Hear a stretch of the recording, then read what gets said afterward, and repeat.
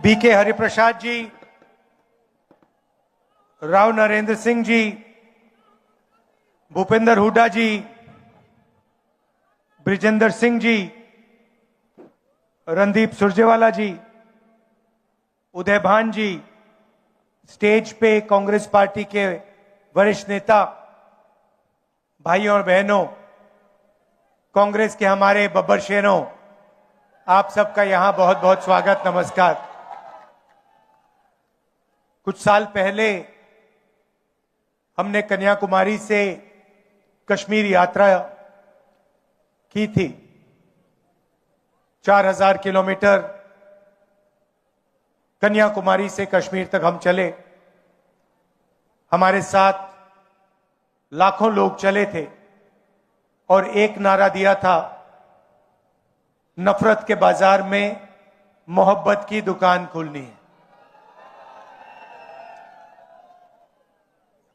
और ये नारा हमारा नारा नहीं था, ये नारा भीड़ से आया था।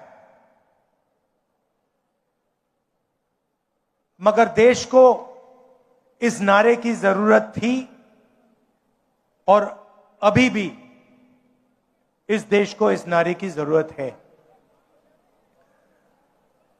तो मैं आपको बधाई देता हूं, कि आप आइए, आपको बधाई देता हूं कि आपने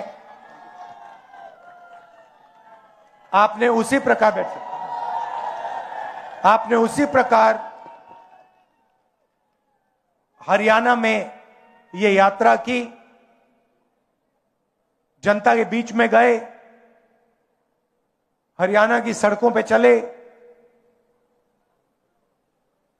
और आपको इस यात्रा से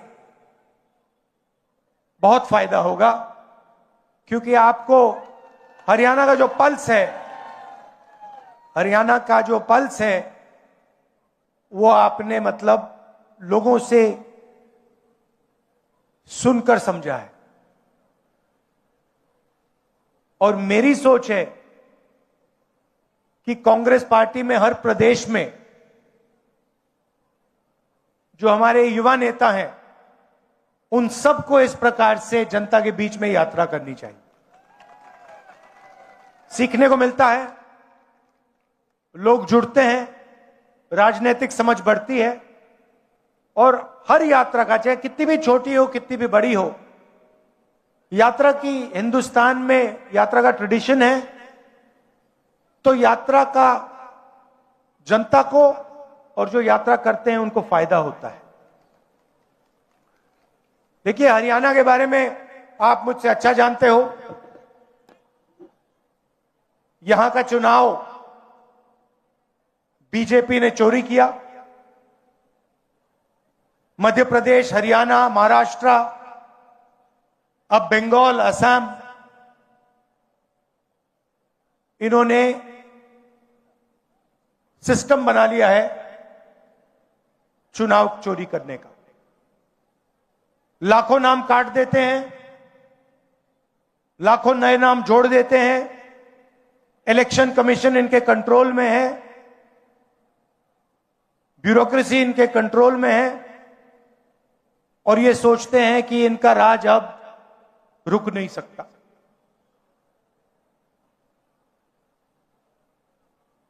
मगर टाइम आने वाला है इनका।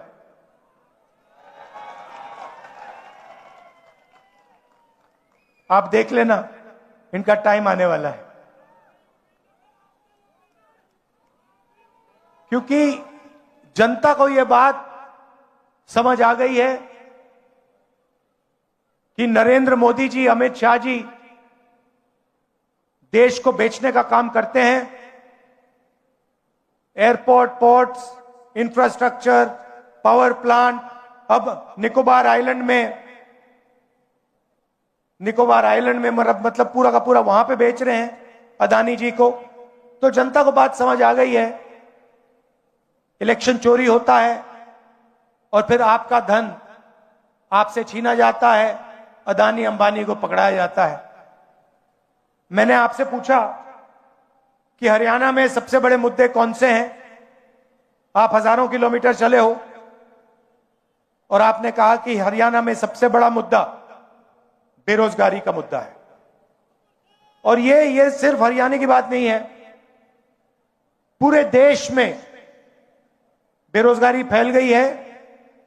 युवाओं को रोजगार नहीं मिल सकता है, डिग्री मिल जाती है, प्राइवेट यूनिवर्सिटी में कॉलेज में डिग्री मिल जाती है, मगर फिर रोजगार नहीं मिल सकता। छोटी industry, small medium size industry सारी की सारी बंद हो गई। सीधा सा मॉडल है, अदानी अंबानी जी को देश का धन दिया जाता है और चाइना का माल हिंदुस्तान में बेचा जाता है। युवाओं को इंस्टाग्राम, सोशल मीडिया, इसका नशा दिया जाता है। और अगर आप सबूत चाहते हैं कि नरेंद्र मोदी कंट्रोल में है, तो मैं आपको अभी सबूत दे देता हूं। कुछ दिन पहले यूएस इंडिया डील हुई, आपने देखा आपने? यूएस डील में हिंदुस्तान ने अमेरिका को क्या दिया और अमेरिका ने हिंदुस्तान को क्या दिया, मैं आपको बताना चाहता हूं। और इसलिए बताना चाहता हूं क्योंकि ऐसी डील कोई भी प्रधानमंत्री नहीं कर सकता, ना कांग्रेस पार्टी का, ना बीजेपी का, ना किसी और पार्टी का ऐसी डील कर सकता है। और अगर डील करी है तो अमेरिका के दबाव में आकर करी है। डील में क्या हुआ? हमारा कृषि का सेक्टर, उसको अमेरिका के किसानों के लिए खोल दिया गया। दाल, कपास, अखरोट, बादाम, अमेरिका के किसान अपना माल अब हिंदुस्तान में बेचेंगे। उनके हजारों एकड़ के खेत होते हैं, मैकेनाइज्ड खेत होते हैं, हमारे छोटे खेत होते हैं। हिंदुस्तान के सारे किसान बर्बाद होने जा रहे हैं। पहला काम नरेंद्र मोदी ने यह किया। दूसरा काम, नरेंद्र मोदी ने डोनाल्ड ट्रंप से कहा कि 9.5 लाख करोड़ रुपए का माल हर साल हम अमेरिका से खरीदेंगे। मतलब हमारे सारे के सारे कारखाने, सारी फैक्ट्रियां, स्मॉल मीडियम इंडस्ट्री सारी की सारी बंद हो जाएगी, अमेरिका का माल हिंदुस्तान खरीदेगा। तीसरी बात, और शायद सबसे खतरनाक बात, नरेंद्र मोदी ने अमेरिका से कहा कि हम उन्हीं से तेल खरीदेंगे जिनकी परमिशन आप हमें दोगे। आपसे पूछे बिना हम किसी से तेल नहीं खरीदेंगे, चाहे सऊदी अरेबिया हो, वेनेजुएला हो, इराक हो, ईरान हो। हिंदुस्तान तेल खरीदेगा तो अमेरिका से पूछकर, डोनाल्ड ट्रंप से परमिशन लेके खरीदेगा। और चौथी बात, आपका सारा का सारा डेटा, जो आप बातचीत करते हो, मैसेजेस भेजते हो, आपका मेडिकल डेटा, अस्पताल में आपका जो डेटा है, सारा का सारा नरेंद्र मोदी ने अमेरिका को पकड़ा दिया है। तो ये 4 चीजें नरेंद्र मोदी ने अमेरिका को दी। हिंदुस्तान को क्या मिला? हिंदुस्तान को कुछ नहीं मिला, जीरो, कुछ नहीं मिला। हमारा टैक्स बढ़ गया, उनका टैक्स जीरो हो गया, हमारा डेटा गया, हमारा कृषि का सेक्टर गया, हमारी ऑयल सिक्योरिटी, एनर्जी सिक्योरिटी गई, हमारी इंडस्ट्री बर्बाद हो गई। अमेरिका का कुछ नहीं गया। इसके 2 कारण हैं और मैं आपको साफ बता देता हूं। सबसे पहला कारण, आपने नाम सुना होगा एप्स्टीन का, सुना है? 30.5 लाख एप्स्टीन की फाइल्स अमेरिका में पड़ी हुई है। नरेंद्र मोदी की पूरी हिस्ट्री, उसका चरित्र उन फाइलों में है। और डोनाल्ड ट्रंप यह बात जानता है, समझता है। डोनाल्ड ट्रंप खुल के कहता है, मीडिया में खुल के कहता है, अपने ट्विटर पे खुल के कहता है कि नरेंद्र मोदी के करियर को मैं 1 मिनट में खत्म कर दूंगा। और दूसरा काम, अदानी कंपनी पर अमेरिका में केस लगा रखा है, क्रिमिनल केस। अदानी जी हिंदुस्तान के सबसे बड़े बिजनेसमैन हैं, अरबपति हैं, मगर हिंदुस्तान से बाहर नहीं निकल सकते, क्योंकि जैसे ही हिंदुस्तान से बाहर जाएगा, अमेरिका में इस पर केस है, क्रिमिनल केस है, इसको पकड़ के ये ले जाएंगे। और ये केस अदानी पे नहीं है, ये बात आप समझिए, ये केस नरेंद्र मोदी पर है, क्योंकि नरेंद्र मोदी और अदानी एक है। कंपनी का नाम अदानी है, कंपनी का नाम मोदानी होना चाहिए। और ये पूरा देश जानता है, पूरा देश जानता है कि बीजेपी का फाइनेंशियल सिस्टम, बीजेपी का फाइनेंशियल स्ट्रक्चर अदानी है।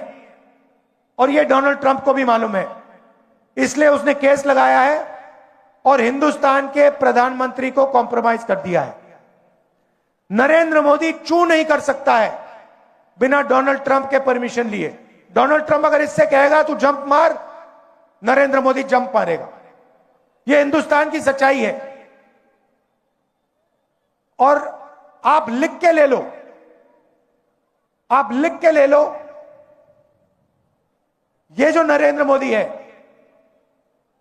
जो आज हिंदुस्तान के प्रधानमंत्री हैं, ये टिक नहीं पाएंगे, क्योंकि जनता में इतना गुस्सा है। आपको जितने इलेक्शन चोरी करने कर लो, मगर अंत में जो जनता की सच्चाई है, जनता में जो गुस्सा है, उसका सामना आपको करना पड़ेगा। और जनता डिसाइड करती है हिंदुस्तान में क्या होगा। अब देख लेना, आपने देखा, पता नहीं, मैंने भाषण किया, यूएस डील पर भाषण किया लोकसभा में, मैंने एप्स्टीन का नाम लिया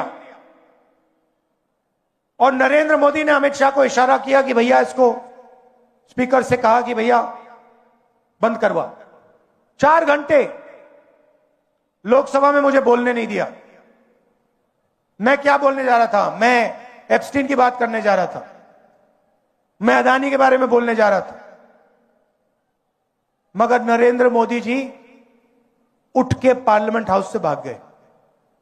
आंख में आंख नहीं मिला सकते, यह सच्चाई है। इनका सिस्टम क्या है? अदानी इनकी पूरी मार्केटिंग करता है, इनको ये पूरी देश का धन पकड़ाते हैं। इनके पास ईडी है, सीबीआई है, इनकम टैक्स डिपार्टमेंट है। और सीधी सी बात है, हम नरेंद्र मोदी से, ईडी से, सीबीआई से, इनकम टैक्स डिपार्टमेंट से डरते नहीं। कर लो जो करना है, कोई फर्क नहीं पड़ता। हम कांग्रेस पार्टी, आप लिख के ले लो, कांग्रेस पार्टी नरेंद्र मोदी को हराएगी और फिर देखना हम क्या कार्रवाई करते हैं नरेंद्र मोदी के साथ। क्योंकि इन्होंने देश पर आक्रमण किया है, लोकतांत्रिक सिस्टम पर आक्रमण कर कर इन्होंने अंबेडकर जी के संविधान पर आक्रमण किया है।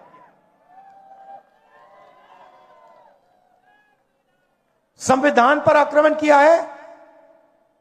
और आपका जो हक है, देश की जनता का जो हक है, जो संविधान में लिखा है, लोकतंत्र आपका हक है, उस पर आक्रमण किया है और लोकतंत्र को इन्होंने खत्म किया है। हम इस बात को नहीं भूलने वाले हैं, चाहे कुछ भी हो जाए। विचारधारा की लड़ाई है और 2 ही विचारधारा इस देश में लड़ती है, राजनीतिक 2 ही विचारधाराएं, एक आरएसएस की, नफरत की, बंटवारे की, दूसरी कांग्रेस पार्टी की, मोहब्बत की, एकता की विचारधारा। आप देख लेना, बाकी सारी की सारी पार्टियां इनके सामने नहीं खड़ी हो पाएंगी। एक नहीं हो पाएगी और अंत में सिर्फ कांग्रेस पार्टी खड़ी होगी और कांग्रेस पार्टी इनको हराएगी। और हमारे जो बब्बर शेर यहां पे आए हुए हैं, आप याद रखो, आप किसी से डरते नहीं हो। आप याद रखो मैं क्या कह रहा हूं, नरेंद्र मोदी को, अमित शाह को कांग्रेस पार्टी हराएगी, बीजेपी को कांग्रेस पार्टी हराएगी। एक बार फिर मैं आपका धन्यवाद करता हूं कि आपने ये यात्रा की। हजारों किलोमीटर आप चले, मैं जानता हूं 1000 किलोमीटर, हजारों किलोमीटर चलना आसान काम नहीं है, मुश्किल काम है, आपने किया। पूरा मेरा सपोर्ट है आपको, हरियाणा कांग्रेस का सपोर्ट है, इंडियन नेशनल कांग्रेस का सपोर्ट है। बहुत बहुत धन्यवाद, नमस्कार, जय हिंद।